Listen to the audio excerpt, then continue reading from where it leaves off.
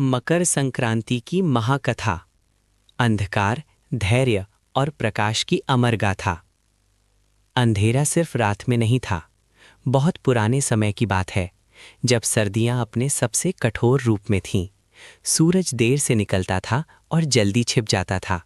लेकिन असली अंधेरा आसमान में नहीं था, वो मन के भीतर था। लोग थके हुए थे, संघर्ष से, गरीबी से, बीमारियों से और अपनों से बिछड़ने के दुख से। कई लोग रात को आकाश देखकर पूछते थे, क्या हर साल बस यही होता रहेगा? क्या उजाला सिर्फ कहानी है? प्रकृति का मौन संदेश।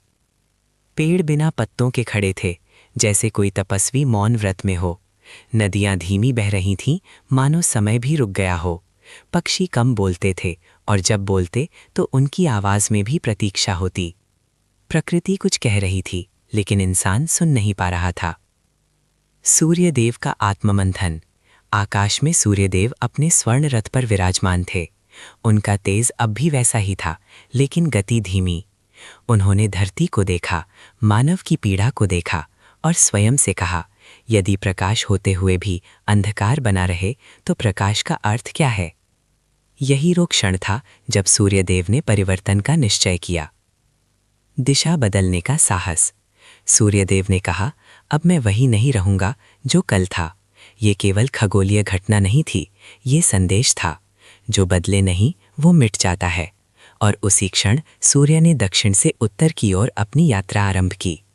धरती पर घोषणा हुई, मकर संक्रांति। पहला उजाला, पहली उम्मीद। उस दिन सूरज कुछ अलग चमक रहा था। लोगों ने कहा, आज ठंड कुछ कम लग रही है। असल में ठंड नहीं, डर पिघल रहा था। दिन थोड़ा लंबा हुआ, रात थोड़ी छोटी, और इंसान के भीतर उम्मीद ने करवट ली। खेतों में खड़ी फसल सुनहरी हो गई। किसान नंगे पांव धरती को छूकर बोले, माँ, तूने हमें फिर से जीने का कारण दिया। अन्न आया, घरों में चूल्हे जले और खाली बर्तन भरने लगे। पतंग केवल खेल नहीं। बच्चों ने पतंग उड़ाई, लेकिन पतंग सिर्फ कागज और धागा नहीं थी, वो संदेश थी। जो ऊपर देखने की हिम्मत करता है वही आगे बढ़ता है। जब पतंग कटती तो बच्चे रोते नहीं थे, वे सीखते थे, गिरकर फिर उड़ना ही जीवन है। तिल काले थे, कठोर थे, गुड़ मीठा था, नरम था। दोनों मिले तो जीवन बना। संदेश साफ था, जीवन कठिन भी होगा, लेकिन भाषा मीठी रखो। भीष्म धैर्य की पराकाष्ठा। तीरों की शैया पर एक योद्धा लेटा था। दर्द असहनीय था, लेकिन चेहरे पर शांति। उन्होंने मृत्यु को भी प्रतीक्षा सिखाई। उन्होंने कहा, मैं तब जाऊंगा जब सूर्य उत्तरायण होगा। और मकर संक्रांति के दिन उन्होंने देह छोड़ी। संदेश मिला, सही समय का इंतजार सबसे बड़ा बल है।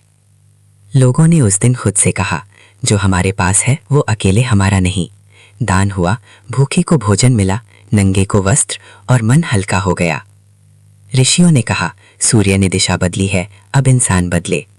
लोगों ने क्रोध छोड़ा, ईर्ष्या छोड़ी, अहंकार छोड़ा। यही असली मकर संक्रांति थी। अगर आपको अच्छा लग रहा है तो वीडियो को लाइक और चैनल को सब्सक्राइब जरूर करें।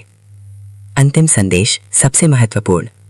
मकर संक्रांति हमें सिखाती है, अंधेरा स्थायी नहीं, गिरना हार नहीं, धैर्य सबसे बड़ी खेती है, मधुरवाणी अमर है, बदलाव से ही मोक्ष है।